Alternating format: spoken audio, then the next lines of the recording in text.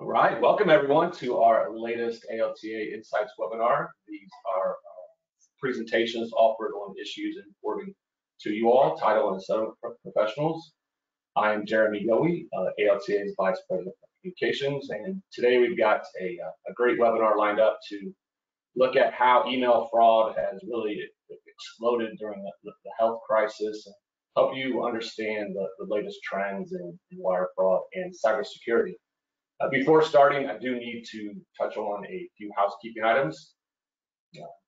All participant lines are muted for today's discussion.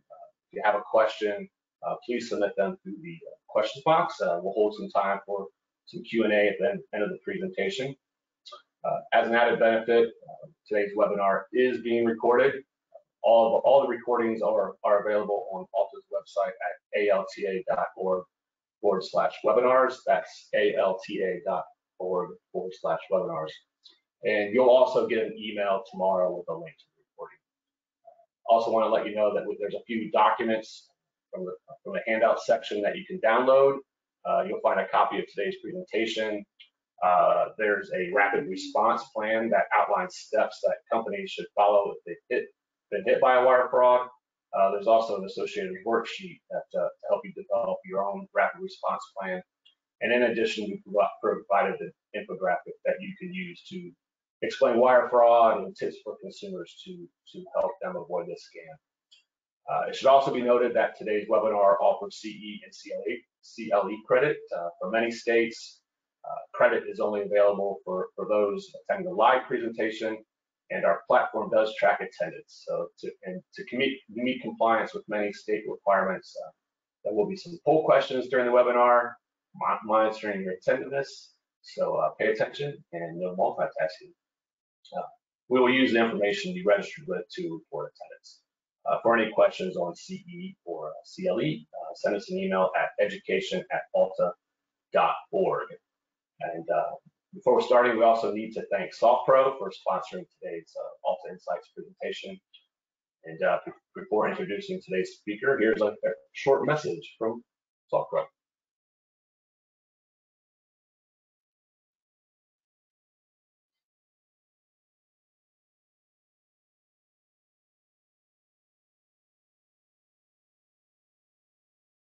Since 1984, SoftPro has been providing award-winning real estate closing and title insurance software solutions to thousands of companies nationwide. Whether you have one or multiple users, one office location or several, or do business in multiple states, or just one, you can grow efficiency, reduce time to close, and increase overall productivity with unlimited options for customization, endless integrations, and award-winning customer-first support. Join the rest of our customers today and enjoy powerful process automation, revenue reporting and analytics, endless integrations with vendors and underwriters, residential and commercial closings, hosted and desktop installations, and more features. Ready to get started? Call us today at 800-848-0143 or schedule a demo on our website. Also, don't forget to connect with us on Facebook, Twitter, and LinkedIn.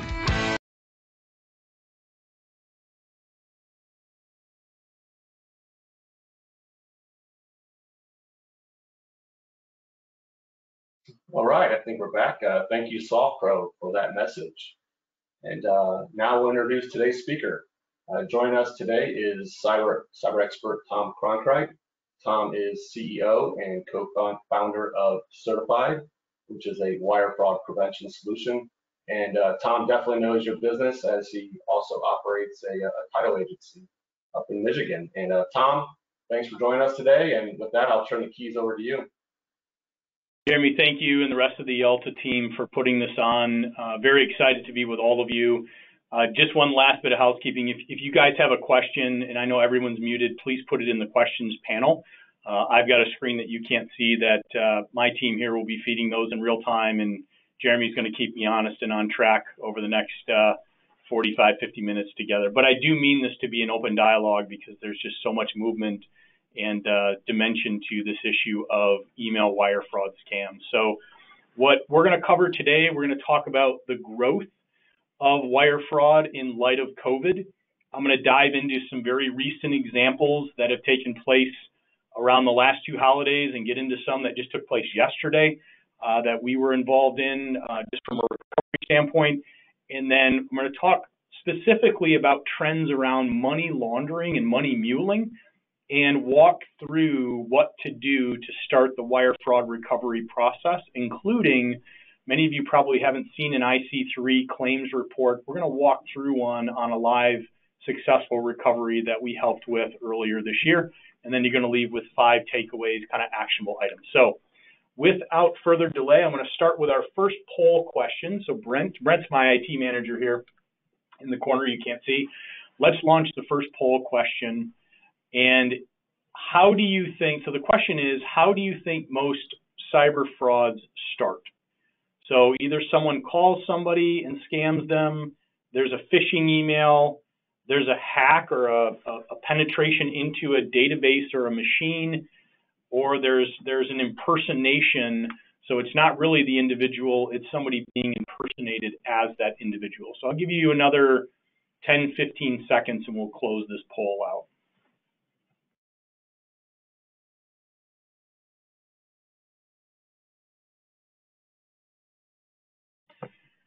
Okay, in the interest of time, we have 3 of these strategically planted to get feedback.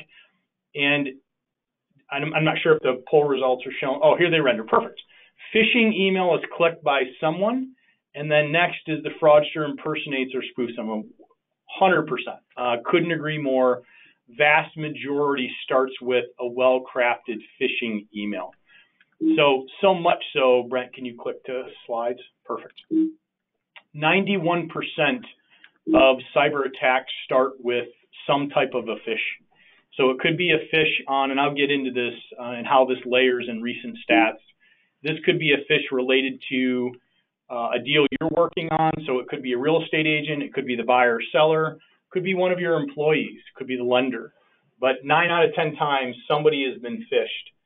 So you can see some of the just high-level stats. The motivation now is almost singularly trying to gather information. Username, password, I need to get into an account, and then they start to harvest specific transaction-level details. And COVID really is ramping up this idea of reports around email hacking, business email compromise, and just overall system compromise. Some more stats in this area: malicious and compromised emails, again, just continuing to head in the wrong direction, frankly, is 33% of hacked emails had dwelling over a week. So they're sitting there, and think about how many emails take place on a weekly basis between just one account. 45% of BEC attacks are coming from malicious accounts. So these are accounts that either they registered a domain that looked close to yours or an email address that is trying to spoof someone else. And more than 7 out of 10 times, the BEC scams start with some type of a free webmail service. I'm going to get to that in a second. As it relates to COVID, 150% increase in ransomware, 200% increase in potentially compromised companies. And this isn't an error. This is recently reported a 3,000% COVID-related scam increase. And now a new phishing site launches every 20 seconds in the United States. FinCEN, which is the kind of the center for the U.S. Treasury for enforcement, just put out an advisory. This is dated July 30th relative to cybercrime. I'm source checking or source reporting all of these facts so you guys can backfill and do further research and training on your own. But again, this is just we've got a real issue where cyber criminals are starting to use the pandemic as a way to launch these next level scams. And I'll show you some real examples. And they track, so Agari did a good job on their recent report, and they said, look, and they monitor email and traffic and all that stuff.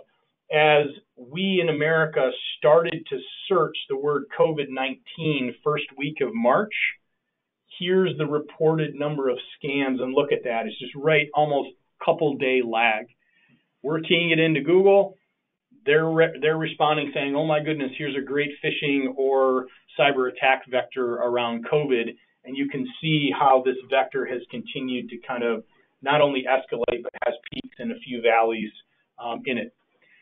Ran a report through Google Analytics, and you can see here that malware, while it was really hot back 09 into 13, this red line here is showing that phishing is just far and away the preferred means right now of the cyber criminals' activity. Phishing and the registration of fraudulent domains, I'm going to spend a little bit of time on this, is a real concern. So let's just take Zoom, okay? So you can see here's an activity report leading up to when everyone went into shelter in place. How many domains, 1,700 domains just in the first couple weeks around the name Zoom were registered that resulted in phishing attempts like this. So zoom.us.zoom.exe, this is what's called a PUA or potentially unwanted application, which when you click on it, it could download some malicious software that could do key logging or account credential scraping or whatever it happens to be. And I think the challenge for all of us has been, look, we're trying to do our best. Refinances are at full tilt, the purchase market's back, but a lot of people are still working from home. And we got RON and RIN and I don't even know all the other acronyms, right? We're doing our best to try to manage all this, but at the same time, there's so much change taking place, right? My kids, I don't know if they're going back to school. 2 weeks, 3 weeks delayed now in our system. You know, all these stressors and this idea that we're jumping onto Teams or Zoom or Slack or, you know, GoTo that we're on right now is very much different, not only for our consumers, but also for our employees. So some of the specific COVID-related scams focus primarily around all of the COVID-related benefits or payments as an employee or just as a citizen that may be out there.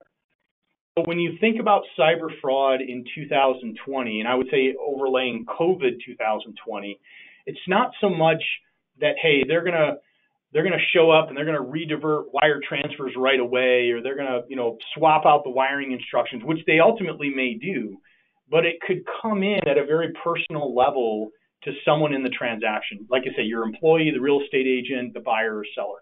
So I'm just going to show you some examples really quick. You'll get a copy of this deck, so I'm not going to read the emails. But here's one from the World Health Organization that says, hey, we have money for you. Just click here, and by clicking the attachment, what it's meant to do is gather email and passwords. And once they have those, guys, there's a whole nother program that they put in. They put those credentials in, and that spiders out into sometimes tens of thousands of sites to see if those same credentials are used in online banking or Amazon or other email accounts. So once they have that, they'll pivot really quickly with that information.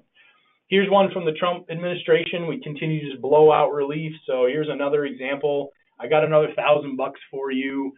You know, click here, and what it's looking to do is redirect them to a phishing link. Here's one where, hey, you don't have to make your credit card payment, and I got $5,000 waiting for you because of all this COVID madness. And this one is the most concerning because the simpler the better. Menlo picked this up, Menlo Security, that would go to an employee saying, hey, you need to click on this to understand the full employee benefits package and the changes around COVID. And there have been a lot for those of you that are owners on the phone.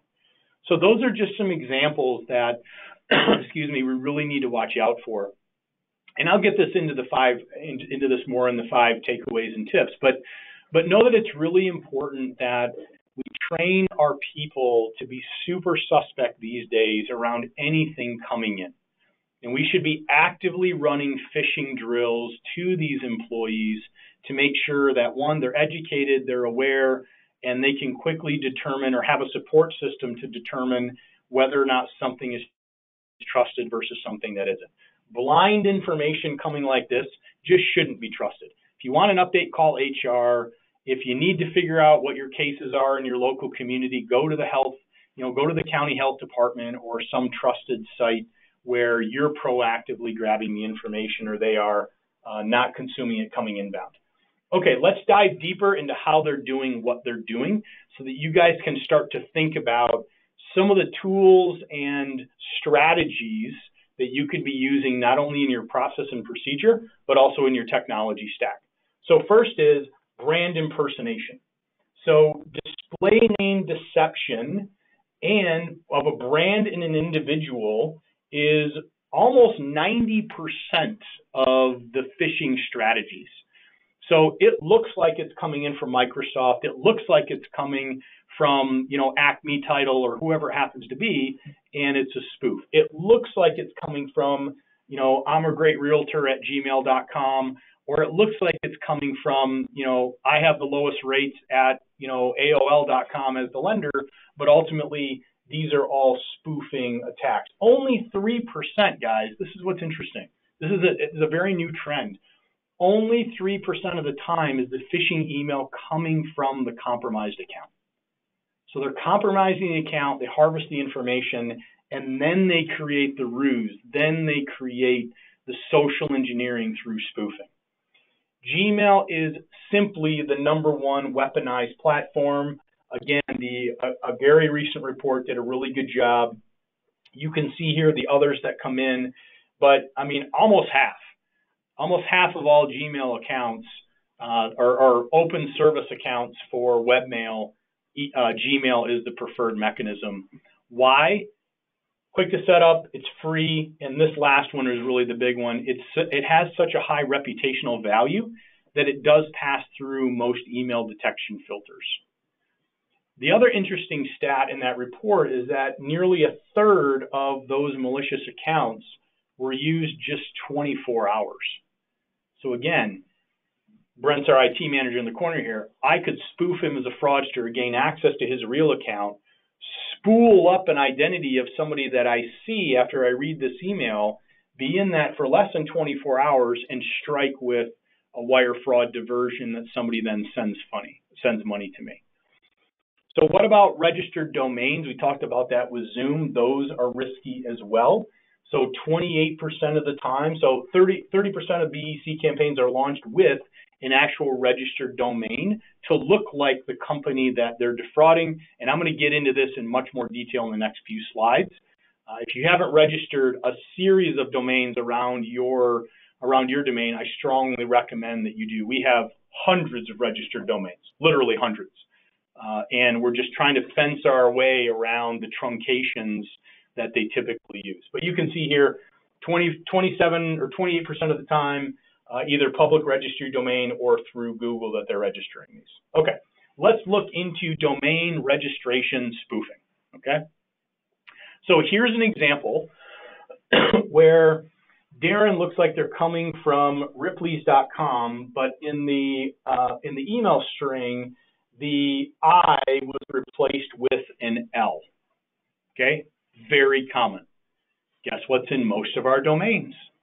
Title, right? So if you haven't registered the domain that swaps out your main domain with one that has an L, you should do that, like right now, or shortly after this ends. So replacing the L, right? Business is specifically targeted. They know who to send the email to, okay? So let's dive deeper into this. So who registered this fake domain? You can go to a Whois database, and you can see that you can get the ownership level information of who actually registered it. And then you can go a little bit deeper and say, I wonder how many other emails were registered under that email. So if you put in that registration email, a slew of other companies, this one is the Ripley's, start to show up where similar emails were registered. So let's look at some of these common themes, because I'm trying to give you a guide of what you should be registering if you have these kind of combinations. So ChristyWhite.com, where again, the I swapped out for a lowercase l. Very hard to detect, especially on mobile. This is a good one. ColumbusZoo.org, and then they replaced the M with an RN combination. And again, we're reading it so fast, it's just, oh yeah, this is coming from Columbus. Anything with a double I in it, they just simply insert another I. So here it's NCI Inc. is who they're defrauding or spoofing. They added an additional I. The other one is you have a double L, and rather than a double L, similar to this strategy, they replace it with an I. So it looks like it's a double L, it's actually an I, and I believe they did the same thing here, just in reverse, okay? If you look at the additional email that we found in those registrations, it looks like, look at this, the registered organization JP Morgan Inc. So they're kind of impersonating the bank in this. And you can start to see a full slew of additional emails that somebody was coordinating with this other individual on, and then ultimately the full list of just doing kind of a reverse ownership search of how many registrations were made in the domain registry that were spoofing other companies. And this isn't a little deal, this is a big deal. So I'm not saying it's part of best practice or that this hasn't been litigated yet, but I'm just trying to give you some steps to imagine, you know, hey, I'm acmetitle.com. Well, register acme-title. You know, swap out that I for an L, swap out the L for an I. I mean, just, they're $2, guys. They cost nothing. But start to build that out into your framework. Email compromise. So let's look at some stats. And if you guys have questions, please start to put them in the panel because I will see them in real time and I'll redirect if the question is completely on point. Fraudsters harvest information quickly. So here's a recent stat that Barracuda, they're a great email monitoring and system monitoring company, one of the top in the country. They came out with this graph recently that said, hey, I wonder how long they're in people's accounts. Half the time, less than 24 hours. They're scraping the information, they can see what's going on because they're typically targeting somebody, and then ultimately they'll spoof another individual to either get information they can share on the dark web and sell, or ultimately a wire transfer. So between half of them less than 24 hours and another 33% between a week and a month or a day and a week, you can see that, you know, basically 96% of the time it's outside of a month, but you've got 63% of the time a week or less. So they're in and out pretty quickly. What's interesting is because they have a solution that monitors just normal behavior or traffic, is that the abnormality, and this is why you got to have like insights that are monitoring email traffic. I'm not saying you're reading emails, but you're monitoring behavioral level traffic, and this is how it can leave clues. So here's this user, 2 months of activity, kind of steady state, and all of a sudden the email's compromised, and the logins, the location, the inbox rules get changed. All of these high-risk settings start to show up right after shelter-in-place took place this year, right? And that's the type of insights that are not expensive that we could have on our systems. And then what was really an interesting trend, and we talked about this before, is that 9 times out of 10, the compromised email is not the email account used to start the phishing attack. They're lying in wait, they're grabbing the information, and then from there, they're actually using that information to create some type of a spoofed identity. This is another interesting trend. And what this is saying is that the fraudsters are collaborating, right? No different than, you know, our person doing search and exam, that persona probably doesn't work all that well in a closing room, right? 2 totally different mindsets typically. Not bad, just different. And the fraudsters are seeing, hey, some of us have different skill sets, let's start to collaborate. So 3 times out of 10 now, attackers that compromise the account are different than those that actually strike for whatever they're after, right? So you get me in the account, I'll pay to do that, and then I'll take it from there. I'll run my fraud from there. And then still half the time it's the same person that compromises the account as the one that mines the account and starts the fraud. So I hope that's helpful. Like I said, guys, I'm an optimist, but at the end of the day, these trends, if you have any connections with Secret Service or FBI or law enforcement, which I recommend that you have, we'll get into that at the end on recovery, ask them what they're seeing. And it's just a fire hose right now of this type of fraud and this type of activity. So let's get into some examples. But before I do, poll question number 2 we're going to launch. And this is going to relate to, frankly, your fraud experience. So what statement best describes your experience with wire fraud? We won't see who you are as you respond to these. I'm just trying to get an understanding of where to spend the next few minutes. I've either experienced at least one where funds were actually transferred, spelled wrong. I've had at least one near miss. That's my fault. I've seen many attempts, but they were caught early, or frankly, I haven't experienced it yet, which is awesome. We're going to keep you on that side of the line, hopefully.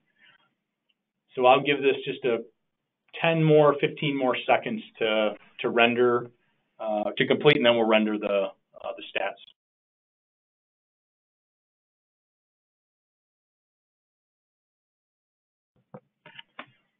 All right, we'll close this out, and then let's render those, and I want to show those to everyone just to get a sense of where the group is standing, and we had almost 600 register for today, so that's great. Yep, I've experienced some, I've had a near miss, or I've seen many attempts. Many of you haven't experienced this, and believe me, you don't want any part of it. As Jeremy mentioned, not only am I CEO of Certified, but also we run a large agency in Michigan, and we had a wire fraud event.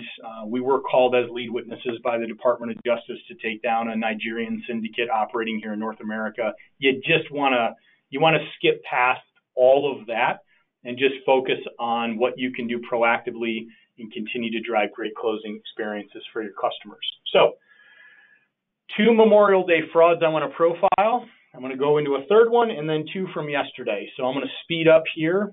If you have any questions, I'll take those offline. But many of you, this is probably the first time you've seen a live fraud event unfold. And some of you are going to be like, yep, that's exactly how they do it. That's the rinse repeat cycle that they're on. So let me dive in. The parties involved here are a commercial real estate broker, my escrow officer at Sun Title on the commercial side. So I don't mind publicly saying that even with Certified and what I think we're on the tip of the spear of best practices, you're only as good as the weakest link in the transaction. And here was a case where a buyer was paying cash for a commercial property, closing the week after Memorial Day, was never going to wire funds. So Certified was never used. And the commercial real estate broker's email was compromised. And through that compromised email, the fraudster impersonates my commercial escrow officer, inserts into the email of the commercial broker fake Sun Title wiring instructions, which he physically printed out along with the closing statement, presented in front of the buyer saying the numbers look good and wire the funds here. And I could use a lot of foreign words to describe my feelings around the failure of the commercial real estate broker, but ultimately we have to learn from these experiences, and we did. And the learning and the takeaway, just as a spoiler alert, is that it doesn't matter anymore if the buyer is communicating with you that they're only going to wire a check. You absolutely have to get in front of the issue of wire fraud risk, send them your wiring instructions securely, and document the fact that they received it, and understand that if the concept or the idea of a wire transfer comes up, this is the only way that it can work. You can't trust a phone call. You can't trust another email, because ultimately, guys, I spent my Memorial Day in May recovering a wire fraud. I'll get into that and how that unfolded. But that's the takeaway from this lesson is it doesn't matter that they weren't communicating the intent to wire. You have to get ahead of this now. And that was our learning. And thankfully, I didn't have an ultimate loss on this. But here's how it comes in. So you can see here the iconography I'm using: commercial real estate broker, true escrow officer, and you'll see the fraudster looks like this, okay? And I'm showing you this email string in reverse, but because the fraudster had access to the commercial real estate broker's email, and he copied all of these legitimate strings when he introduced the fraudulent wiring instructions from the spoofed commercial escrow officer of Sun Title. That's why I'm showing you these. So leading up to it, it was Friday, May 15th. The seller for the property wants to know if the attached resolution, so it's a commercial deal, it's just a consent resolution from an LLC. We say okay. The broker says, great, they can sign it and bring it to close. How does next Friday look for closing? Thanks. So the fraudster is saying, oh, it's Monday, the holiday's coming up. Looks like we're closing, the following Friday after the holiday. So 29th works, what time?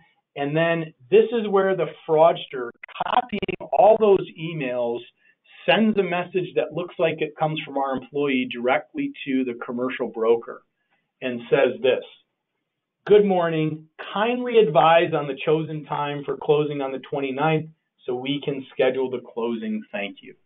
So they're picking up on the string, the natural string of communication from the prior email. They're not jumping right to it, okay?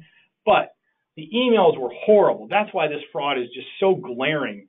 The commercial broker, and even after the fraud, said there's so many red flags. The use of the word kindly. You simply can't trust the word kindly, ever, guys. You have to red flag that. So anyway, here we are on Wednesday. Attached, you'll find the final copy of the HUD for your approval. The email is absolutely horrible.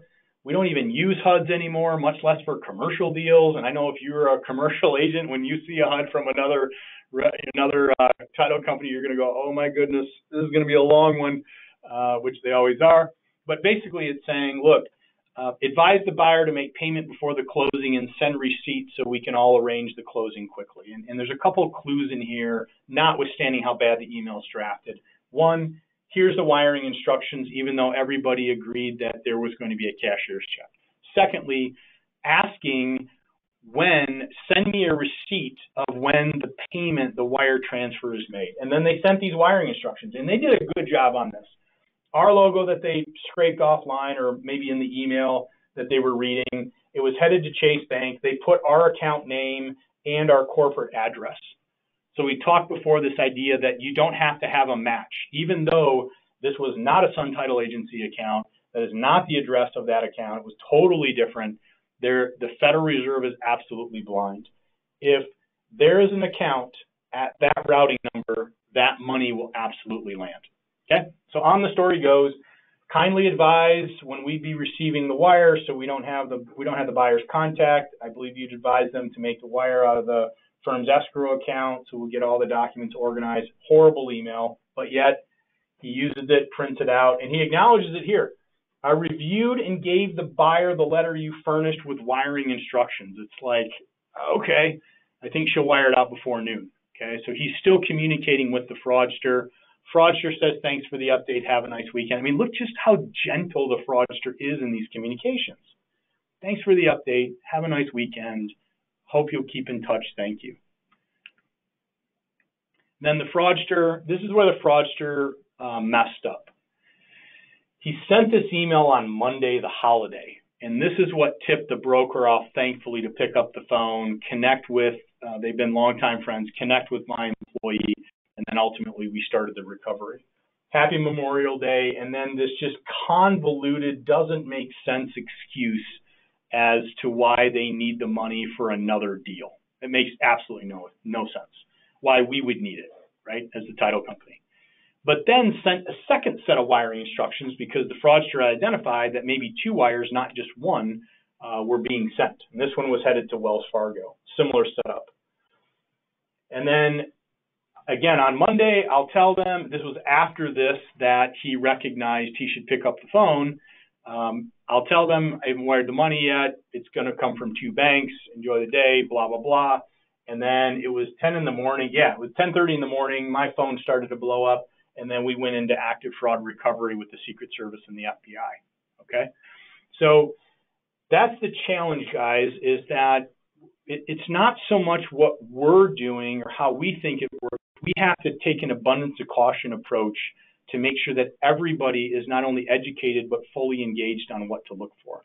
So down here, the email string just continues a little bit into Monday, but by that time we were actively recovering.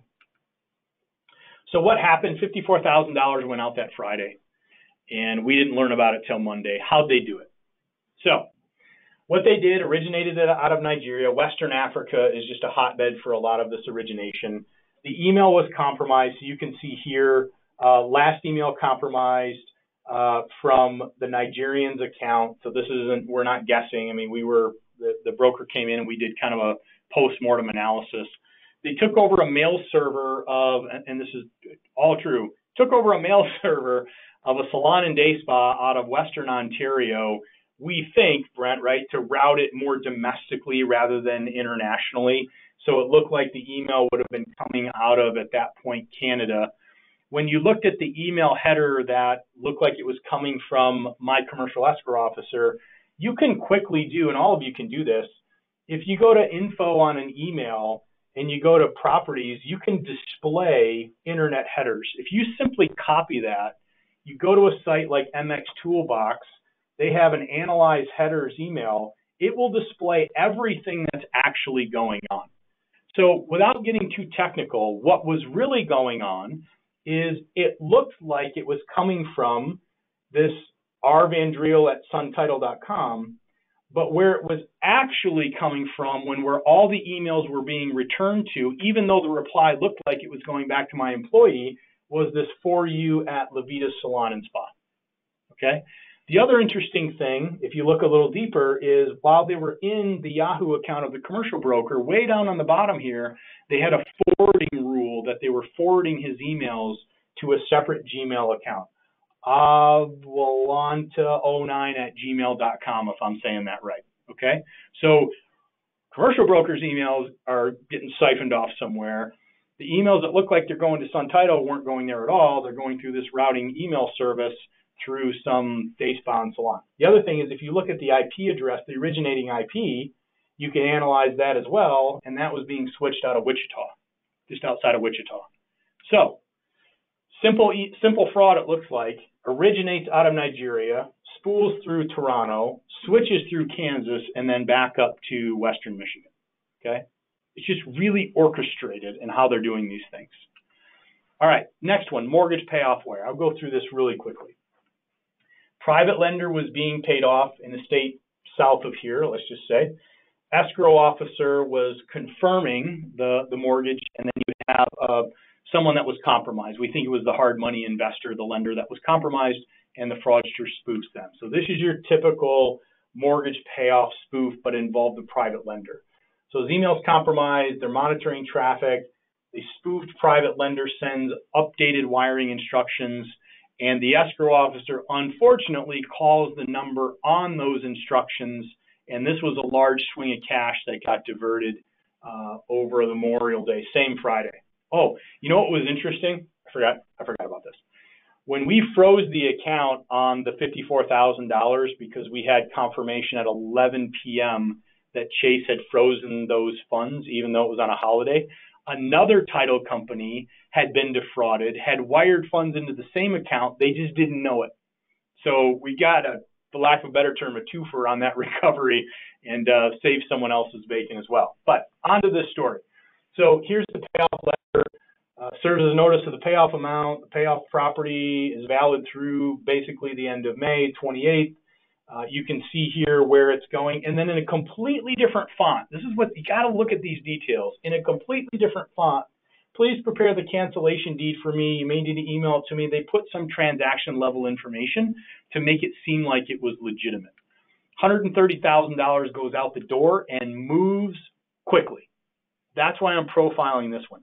Super quick. 22nd, the money's transferred. Holiday weekend. By the time we get to the 26th, Tuesday morning, a third of the funds were remaining. 2/3 were sent to another bank, and 2 cashier's checks were automatically drawn. This is like ether quick. They're moving these. One had already cleared by the next day, and we had started the recovery and basically pulled those checks back, froze accounts, and this is going to go down as a near full recovery as well. But this is the trend line we're seeing. You know, if I was talking 24 months ago, I'd say, look, 24, 48 hours, maybe 72, still have a chance. We're down to minutes or hours right now because they're moving the money so quickly to go undetected.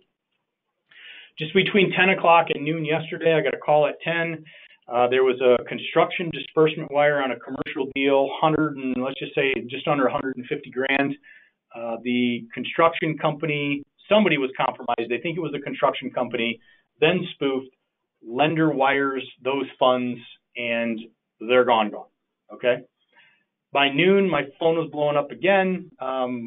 We help a lot of the insurance companies and underwriters. This isn't a failure certified or anything we did. We have a real niche of recovery that we help our partners in. And this was a cash out refinance wire of over $160,000 that did not end up in the buyer's hands last week, but ended up in the fraudster's hands. And the buyer waited 5 days to notify the title company that the money had not arrived. So that's tough. So we're active on both those right now. I'm hoping that the latter one, there could be something left, but I'm not super hopeful. So the takeaways here are simply, we have to be doing more to get on the front end of this. The phishing, the communication with the customers, how wiring information is exchanged and confirmed, how bank information is exchanged and confirmed, even with consumers, your cash out refinances, your seller net proceeds, those are just super risky right now. So what can we do? So money laundering, I'm gonna launch the third poll question here and just kind of speak over this. So Brent, if you could launch this. This question relates to what are we doing to prevent wire fraud? So this is the idea that, hey, our people keep us safe and we're vigilant. We've developed things in the workflow to protect us. We've integrated technology to help us, or I wish we did more. So if you guys could just think through that really quick, what statement best describes or what you most closely identify with, that'd be great. What I want to say about Money Muling is they're recruiting money mules through online dating or job work from home. I mean, there's so many different, if you type in FBI Money Muling, there's a bunch of advisories and alerts on it. And that's why the banks are having a hard time detecting accounts that never should be opened. But these people don't know that they're being solicited to participate in international money laundering. They think they're helping a friend or they're dating someone overseas or whatever it happens to be. They're moving the money quickly. This is a pretty even disbursement on the first three. So we rely on our people, workflow, and technology, and that's precisely what I'll be speaking on at ALTA 1, is aligning people, process, and technology to lower this risk. So I appreciate the candor there. We can close that out, Brent. Let me get into quickly 6 minutes on recovery, and I do want to have enough time to enter into a proper discussion and dialogue around what we covered today, and we covered a lot. So if you learn of a wire fraud, you have to pivot to action immediately. This isn't about right or wrong. This isn't about who's at fault. This is about following these steps, and these steps will provide you the best chance of recovery. As Jeremy mentioned in the resources, Brent, that we have the ALTA step-by-step guide to wire fraud recovery. We also have one on our webpage called, or our resources page on Certified called When Minutes Matter. This is what you have to do. One, notify the bank and initiate a swift recall or initiate what's called the financial fraud kill chain domestically. And what you're asking the bank to do is you got to tag the account where the money landed as fraudulent. And if the money's already moved to subsequent accounts, like it did on the second Memorial Day fraud I showed you, you got to alert those banks as well. You got to start the daisy chain of communication. And then you immediately need to go to the FBI's website and file an IC3 complaint. Now I'm going to go through the complaint that I walked the buyer through, the buyer through on the commercial deal on Memorial Day. It was literally on speakerphone with him while he was filling it out, okay? You go to ic3.gov, and the information, I have it included in the slide for your reference. You got to have this at the ready and have somebody designated that understands what information is going to be requested, because this triggers the recovery effort behind the scenes from the FBI, even though they'll never communicate with you, okay? That's just their policy. So let's look through it. The victim information, name, are you reporting on behalf of a business, your age, zip code, email address, business IT point of contact or other point of contact if they want to contact you. Rarely do they. And then it gets into, tell me about the financial transaction. So this is actually the IC3 report from that successful recovery. 55 grand, it went out on the 22nd. Here's where it went. Here's the victim bank name. So here's where it was sent from. Interestingly, it went from Chase here in West Michigan to Chase It just happens to be a fraudulent account in Newark, okay? Describe the incident. I literally emailed this to him, and he cut and pasted this into the description incident because I knew it would get the FBI off the dime pretty quick. I'm in the process of closing a commercial property. As part of the real estate transaction, I received an email, blah, blah, blah, and then we included the email header. They need this metadata. They need this because they're connecting larger dots that we can't see as, kind of boots on the ground. They're connecting these, and this is just an email string that we uploaded into the IC3 report. And then the digital signature saying, hey, I'm not lying. I under oath, I'm saying that this is actually correct. And that's it. So it shouldn't take more than 10, 15 minutes if you've got the account and routing number of the bank where the money was sent from and the destination bank and some details around what happened, okay? Get that IC3 report in. If you haven't made connections with your FBI or Secret Service field office, we have a list of all those in our white paper. You just should have a name and phone number in case, and I hope this never happens in case you need to rely on them. So you contact the FBI, find the office, maybe engage legal counsel. So you might have to file an injunctive order if the banks aren't participating, because again, you're coming to them saying somebody stole my funds, but these fraudsters are notorious for hiring lawyers that when funds are frozen or accounts are frozen, they threaten to sue the bank to get the funds unfrozen so they can continue to launder the money. So that's what happened to us in our fraud event as early as 2015. And then contact all the banks in the chain. Look, I'm only showing you these things because you have to be your own advocate for recovery. It's almost like your own patient advocate, is that you can't wait to hear proactively from someone else. And you especially shouldn't trust a bank calling you saying, you know what, that account was, because they could be monitoring email. They could be monitoring your email. Oh my gosh, this is fraud, blah, blah, blah. So now all of a sudden a proactive call comes into you from wherever the bank the funds were transferred to. Hey, this is the fraud desk of so-and-so bank. We've got this wire flagged. I don't know if you're aware of it, but there's some suspicious activity.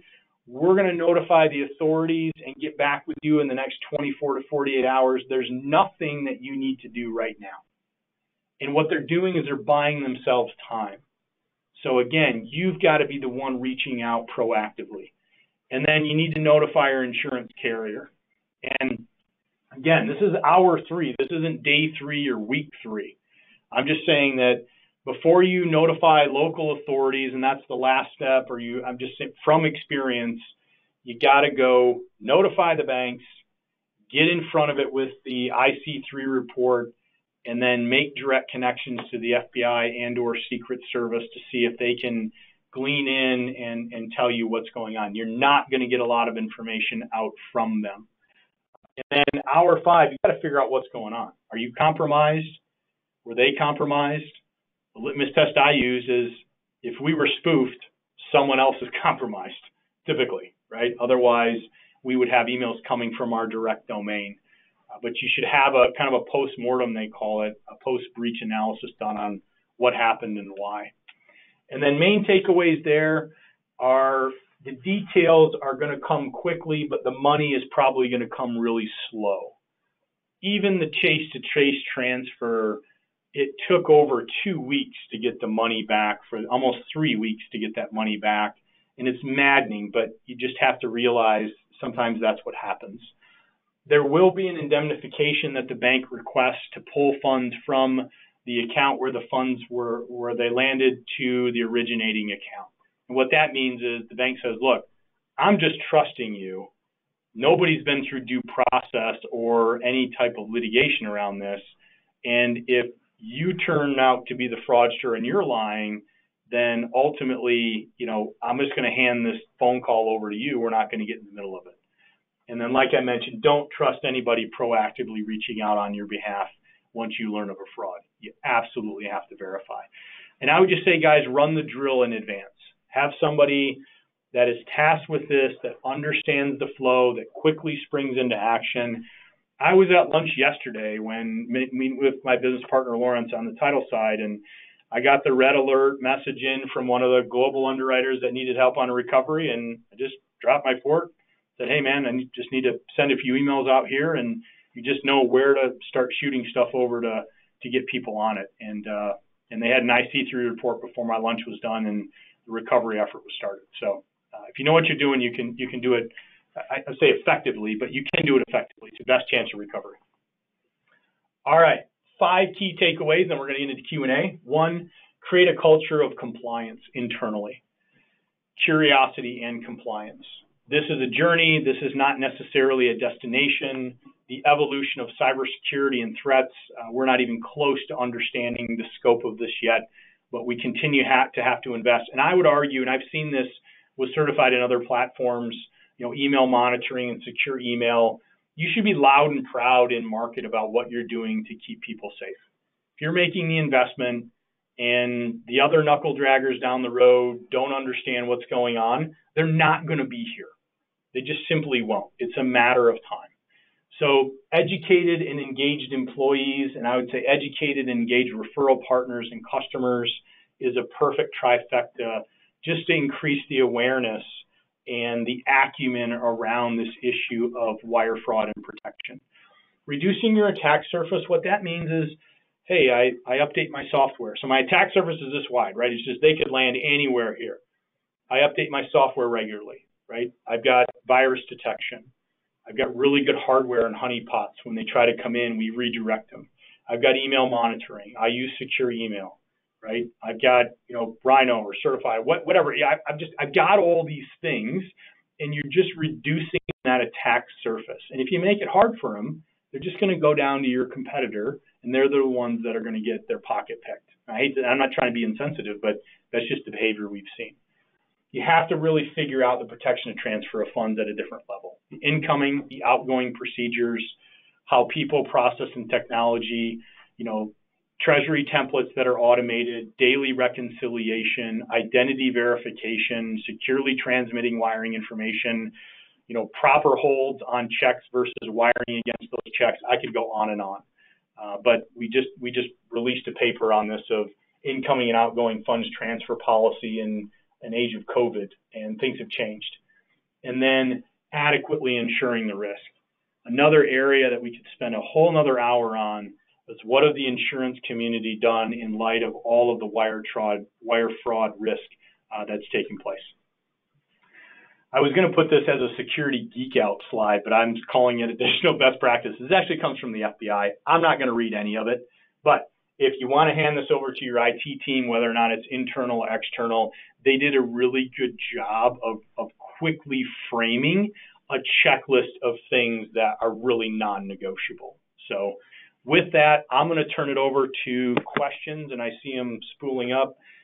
Is G Suite email with a separate domain as vulnerable as regular Gmail? Brent, do you think it is?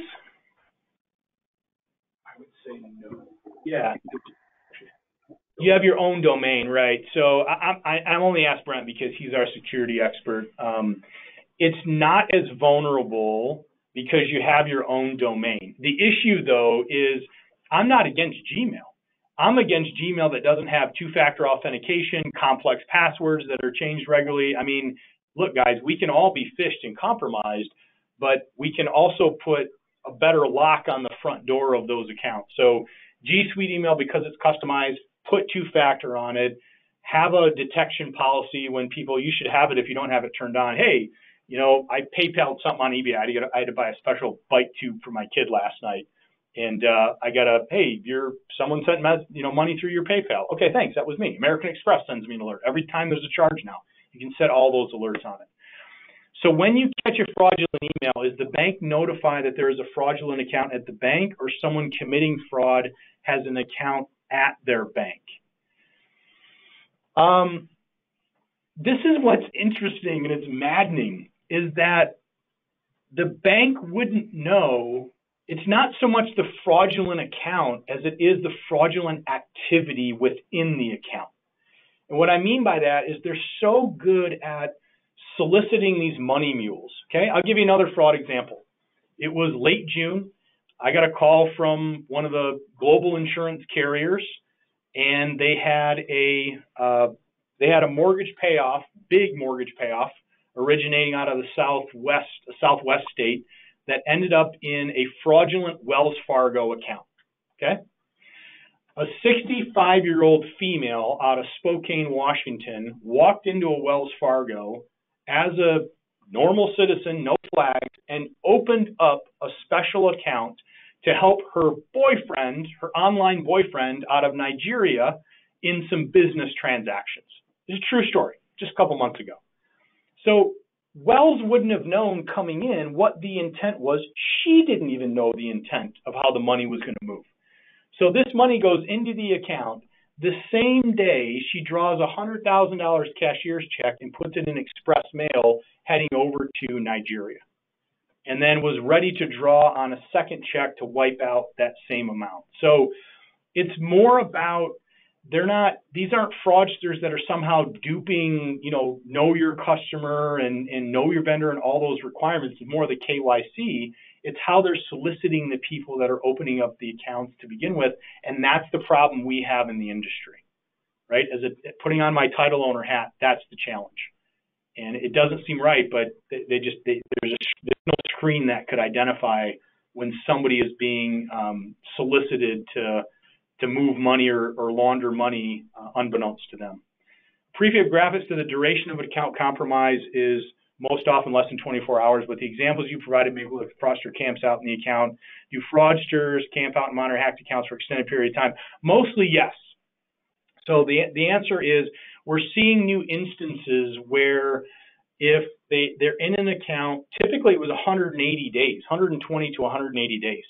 So there's still fraudsters that sit and kind of monitor emails in the background. But we're also seeing instances where they'll go in, quickly harvest the information, undetected typically, and then they'll strike using that information under a spoofed identity. That's a really good question.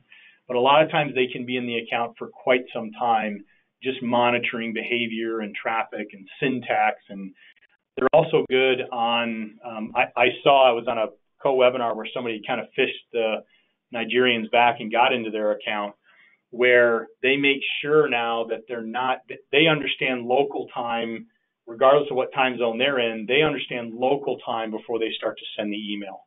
So they have a display, a program that says, hey, this is the local time of this email. You don't want to send it too early or too late because it could draw suspicion. Any other questions? All right, Jeremy, that was good, and we're 1 minute away. Can't believe it. So if you don't mind, I'll hand it back to you guys. If you have any questions, if you want to dive deeper into this, you want to, whatever it is, I've got so much more information on this topic. That is my email. You can email me directly, and I certainly promise to respond as quickly as I can. But Jeremy, thank you. I'm going to hand this back over.